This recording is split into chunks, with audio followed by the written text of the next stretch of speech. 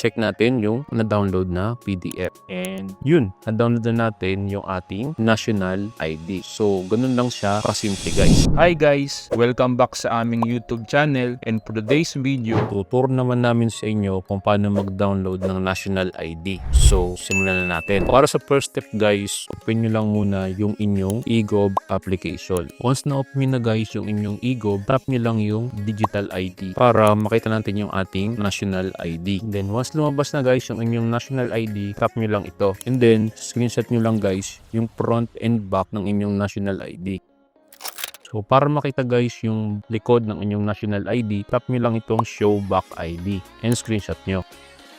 So, after my screenshot guys, minimize nyo na yung inyong eGov application. And then, open nyo naman guys yung inyong gallery. And then, dito guys, kailangan lang nating i-edit yung mga na-screenshot natin na national ID. Ito guys is konting edit lang, hindi naman kayo mahihirapan. Kasi, ang gagawin lang natin is i-rotate horizontal ng ating mga ID and ikakrop ito ng kaunti. So, tap natin guys yung ating na-screenshot na ID. And dito guys, simulan natin i-edit. Tap natin yung edit and then tap nyo yung crop and rotate, and i-rotate nyo na yung inyong ID ng pa-horizontal and i-crop nyo na rin guys. So gagawin nyo guys is aalisin nyo lang yung mga hindi kailangan. Kailangan makrop lang natin yung mismong ID. Then kapag okay na, save nyo lang guys.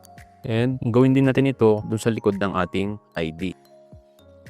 And once okay na guys, mag-open lang kayo ng kahit na anong browser. So sa akin, itong Google Chrome na lang yung gagamitin ko. Then dito guys, search nyo lang ang google.com. And once nasa Google na kayo, search nyo lang yung I love PDF. And then guys, kung ano yung unang website na lumalabas, tap nyo lang ito. Itong ilovepdf.com. And once nasa website na kayo ng I love PDF, scroll down nyo lang guys and hanapin nyo yung JPG to PDF. Ito guys. And then tap nyo lang guys. And then dito guys, kailangan lang natin i-upload yung mga ID na edit natin kanina. Tap nyo lang guys yung select JPG images para ma-upload. And then hanapin nyo na guys yung mga na-edit natin na ID. So long press lang natin para makapag-select tayo ng marami. So sinelect natin yung front and back. And once okay na, tap nyo lang yung select. And dito guys, mag-upload na siya. Once na-upload na guys, tap lang natin yung settings icon. And then dito guys, pwede nyo baguhin yung settings ng inyong PDF. So gagawin natin guys is gagawin natin landscape para mas maganda. And sa page size, okay na siguro yung